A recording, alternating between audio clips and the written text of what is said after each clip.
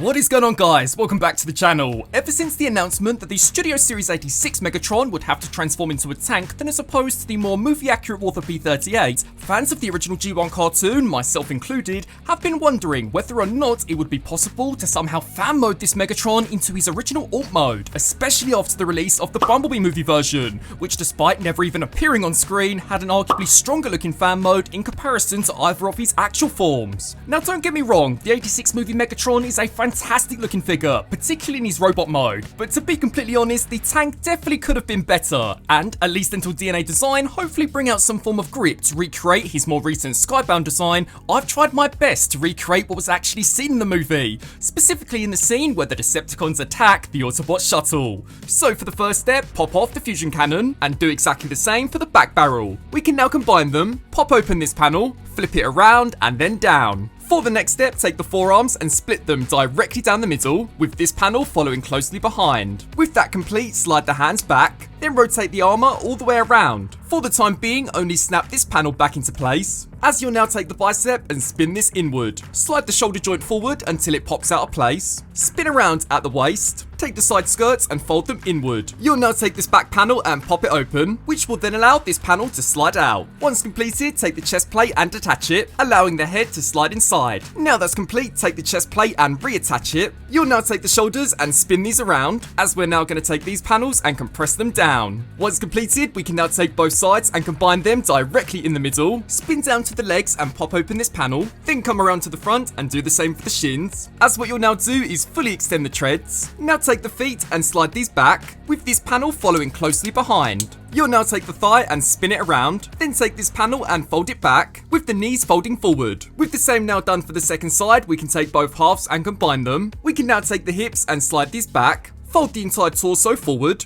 then finally slide on the fusion cannon, and that is the transformation now fully complete. Here is Megatron now fully transformed into his unofficial blaster mode, and despite being far from perfect, as we whack up an image of how he appeared on screen, honestly I don't think this looks too bad. The overall size and the way everything comes together is actually pretty convincing. It's just a shame that nothing really taps into place. Unfortunately, due to the legal issues surrounding Megatron's original form, I imagine the design team really had to go out of their way to make sure that there is no mistaking this for the real thing. With that being said though, at least for the time being, I think it does the trick, especially for those that would prefer this guy transforming into something more like what was actually seen on screen. But I would love to get your thoughts on this fan mode down below. If you have any suggestions or have come up with something even better, then be sure to sound off below and let me know. As always, I thank you all so much for watching, and until my next video, I'll see you then. Transform and roll out!